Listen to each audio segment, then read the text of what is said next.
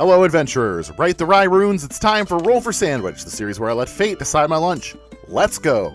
Today's episode of Roll for Sandwich is sponsored by Baron of Dice. Baron of Dice makes premium hand-swirled resin dice, and they sent me a few sets from their signature collection to check out. Each of these awesome handmade sets of RPG dice come in their own magnetic box. This first set is the Barbarian set. Red is the rage that fuels your great axe.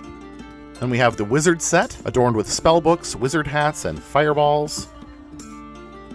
Then we have the Cleric set, pure and piously white, adorned with golden relics. And lastly, my favorite of the bunch, and the one we're going to be using for today's sandwich, the Fey Beast set. Go ahead and snag your own dice from baronofdice.com and use code SANDWICH to get 15% off RPG dice. Now, without any further ado, let's get started with our roll for bread. For Italian. Well, we didn't toast our Italian bread on Monday, and I lived to regret it. I think leaving them untoasted again today would just be too tempting for these Fey-touched dice we're using. So there we go, toast it up and hopefully a little bit more resilient to the SOG factor. Next up, let's roll for Maine. 3, chicken breast. This deli chicken breast is tasty enough, but can be a bit on the drier side. I'm beginning to sense a bit of a pattern for this week. Let's roll up some roughage. 1 Chinese jade garlic and 2 lettuce. This Chinese pickled garlic, sometimes known as jade garlic, becomes green during the pickling process due to a natural chemical reaction. The pickling makes this garlic taste much less astringent than fresh garlic, as well as giving it a little bit of sweetness and sourness from the vinegar and sugar. The chicken breast has a pretty neutral flavor and is kind of a blank canvas, so I think this should be a pretty good pairing. The lettuce won't do much except add a little bit of crunch and some freshness, but it shouldn't change our flavor profile too much. Alright, let's roll for some cheese. 2 provolone. I'm sure some of you were yelling at me through your phone screen that I forgot the cheese. Don't worry, I remembered in time, just got things a little out of order. Hopefully the dice are lenient about that. Let's get wild with the wild magic roll. 7 cornflakes.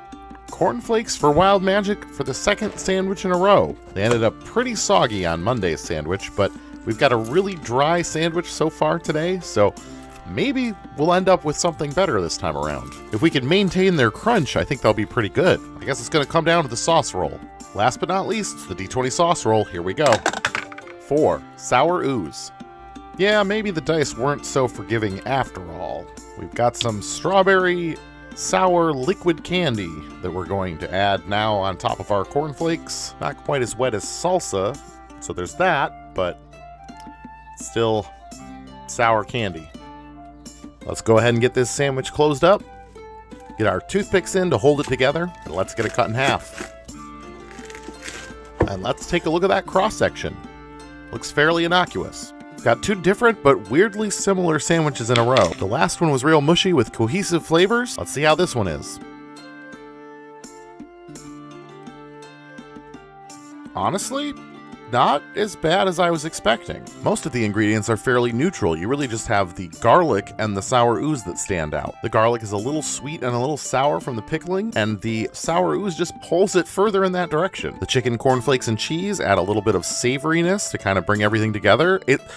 This shouldn't be this good. Sandwiches like this are why we experiment. It's why we add things like candy to the list, because you never know. I'm going to go ahead and give this one a 7.2 today, and I'm going to call it the Friendly Ooze. Thanks for hanging out with me today. I hope you have a great day, and I'll see you again next time on Roll for Sandwich.